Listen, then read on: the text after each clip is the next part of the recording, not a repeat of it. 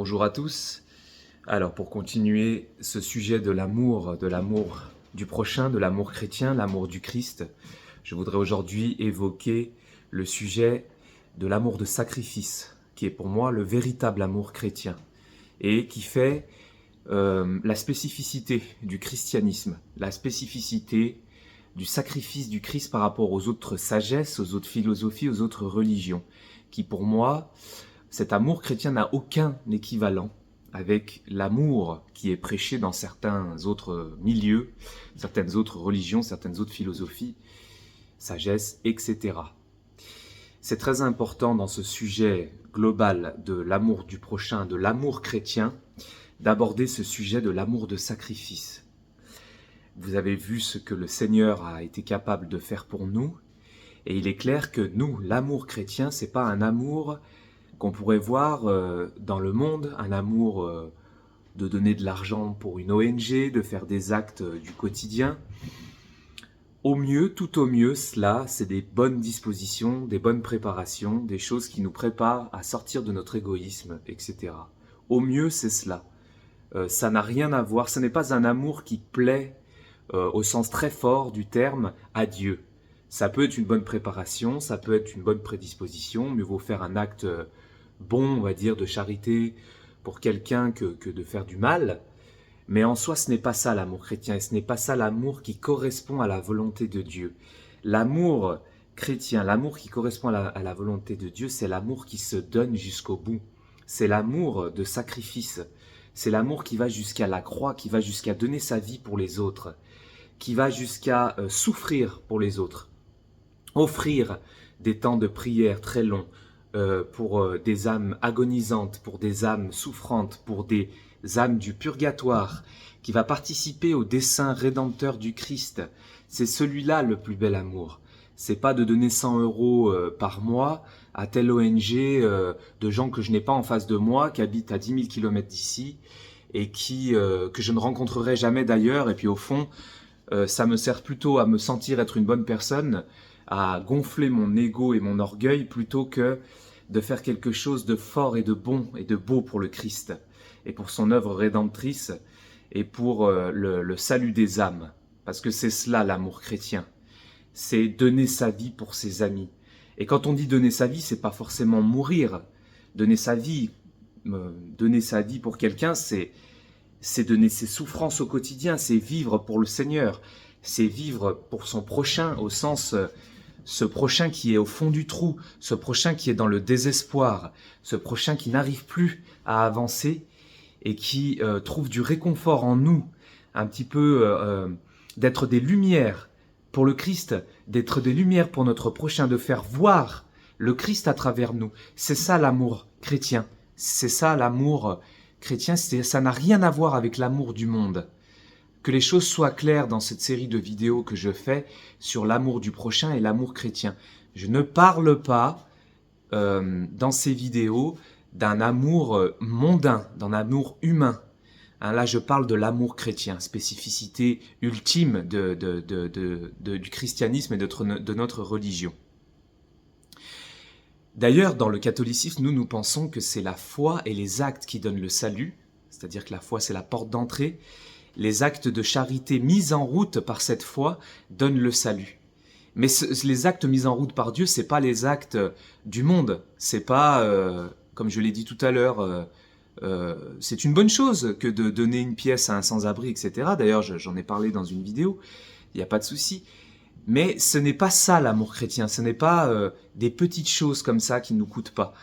L'amour chrétien, c'est un amour qui coûte, c'est un amour de sacrifice. Et c'est ce qu'on met de côté aujourd'hui dans une église qui a tendance à s'horizontaliser pour correspondre un peu mieux au monde. Et c'est une erreur, hein. C'est vraiment une erreur. La spécificité de l'église, c'est justement d'aller à l'envers de l'esprit du monde. C'est pas d'être dans l'esprit du monde, justement.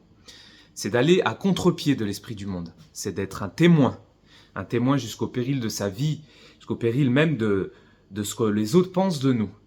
Voilà, c'est ça aussi l'amour chrétien, c'est aussi de se donner pour son Dieu, de confesser son Dieu devant les autres, de ne pas avoir peur de confesser son Dieu devant les autres. Non pas pour sa petite fierté d'être chrétien, mais par amour pour le Christ. On ne pourra jamais rendre au Christ ce qu'il a fait pour nous, mais on peut participer à ce dessein rédempteur. Voilà, il nous met en route pour cela, il ne nous met pas en route pour des actes gnangnan, d'amour gnangnan, d'amour débile. Cet amour qui aujourd'hui a été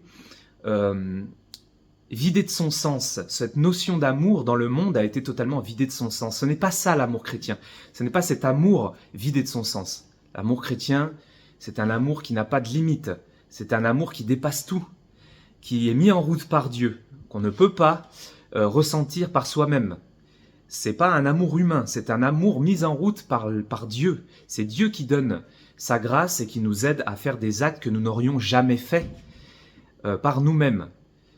Je l'ai déjà vu dans ma vie, je l'ai déjà vu avec des gens qui sont morts, pour qui je me suis mis à prier comme un fou, pour qui je me suis mis à donner me donner en sacrifice pour les aider à trouver le salut, pour soutenir les familles qui étaient au fond du trou dans le désespoir absolu. Et elles se sont mis à respecter le Christ, à respecter l'Église par ce genre de témoignages faits.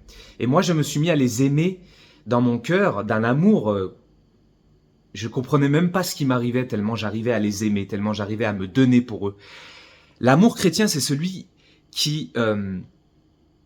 on a nos soucis, j'ai mes soucis, comme vous avez vos soucis. On les met de côté, on les met de côté. On les offre à Dieu.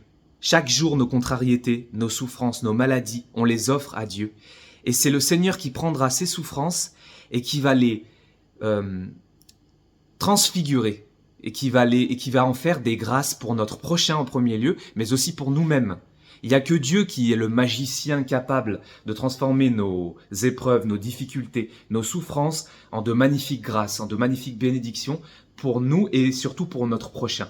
Et c'est ça l'amour chrétien. C'est un amour qui ne pense pas à soi, qui offre toutes ses souffrances, qui les unit aux souffrances du Christ pour l'autre, pour Dieu, pour le salut et le dessein de Dieu. Et pour le salut de son prochain, je veux dire, pas le salut de Dieu. Vous m'avez compris. Donc voilà. Attention à ne pas confondre amour humain et amour chrétien. L'amour chrétien dépasse tout. C'est un amour de sacrifice. C'est un amour qui est mis en route par Dieu, qui nous fait aimer l'autre plus que nous-mêmes à des moments, qui nous fait nous donner sans compter. J'ai tel problème, mais je mets de côté mes problèmes pour aller vers l'autre, aller aider l'autre, prier pour l'autre, agir pour l'autre. Et l'amour chrétien, c'est un amour qui porte du fruit.